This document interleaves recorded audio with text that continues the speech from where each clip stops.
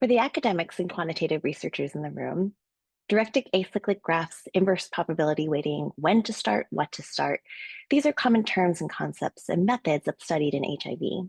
But did you know that they were debuted or workshopped or heavily debated at the International Workshop on HIV and Hepatitis Databases? This cartoon is the depiction of participants of a very lively debate on early versus deferred HIV treatment, or the great when to start debate of IWHOD 2012. I'm Lesley Park, and I'm pleased to introduce you to my WomenLift Health Leadership Project, empowering low and middle income country female trainees for research and career success at IWHOD. IWHOD is an international conference established in 1998 in response to the need for exchanging and sharing critical information on population outcomes for people with HIV outside the controlled setting of randomized trials.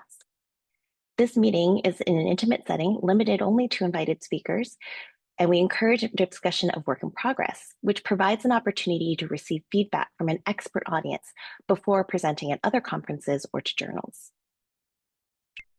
Our 2020 White Workshop was held in Toledo, Spain, chaired by the Spanish Ministry of Health Director of Infectious Diseases, Dr. Julia del Olmo. Our highlighted theme was on social determinants of health, with a plenary talk by Sir Michael Marmot. In this year's workshop, we had a talented artist in residence who live sketched our speakers. I selected a few of my favorites to share, including our invited community representative, a Spanish woman living with HIV who co-chaired one of our sessions, and an early career investigator, one of our scholarship recipients from Tanzania. Beyond all of the measurable scientific impact IWOD has, I value the most is its highly personalized training environment that is created for the next generation of researchers. IWOD is unique in its inclusion of junior and senior researchers and the exposure early career investigators have with world-renowned scientists.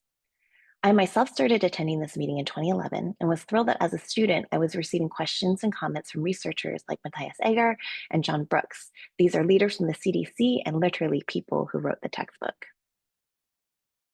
At IWOD, approximately 40% of our abstracts are from low and middle income country cohorts, and the majority of early career investigators are women. However, we know there are increased gender disparities as researchers advance through academic ranks.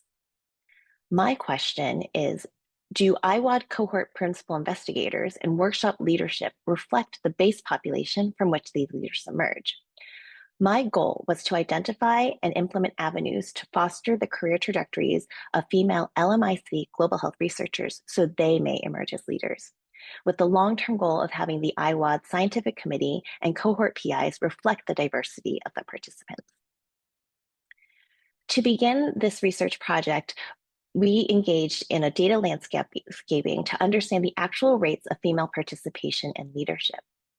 We had 2 years of available data where participant gender was collected. And I was actually pleasantly surprised to find that while overall participation was just over half, or 58%, 52% of cohort PIs and 75% of the scientific committee were female. Female leadership among cohort PIs was lower among the LMIC delegates at 43%.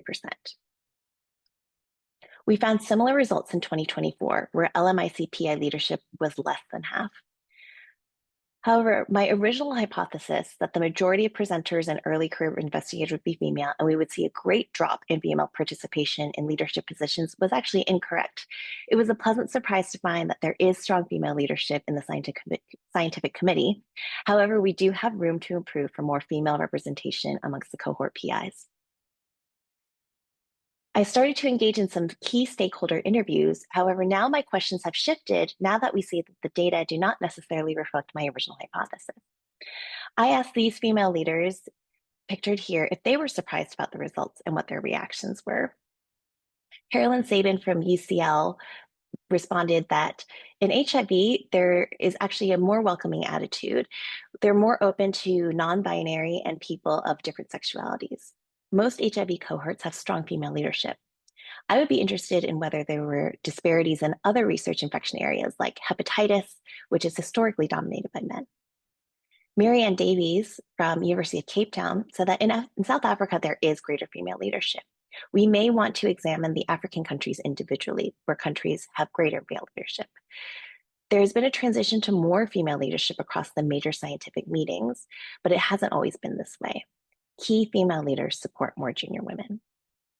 And Yuka Minabe from Johns Hopkins said that for women, you mentor the way you were mentored, or you do the opposite and break the mold.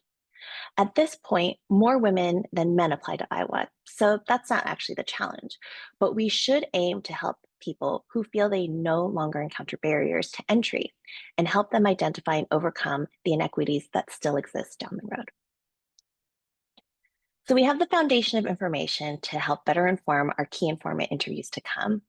Our next IWOD will be March 2026, and I plan to meet with some incredible women from LMIC cohorts to better understand how IWOD may be able to help support their careers. I'd like to thank WomenLift Health for this incredible opportunity, my colleague Alex Rona, who led the data analysis, to the women leaders who have paved the way at IWOD, and to the future leaders I will get to meet. Thank you.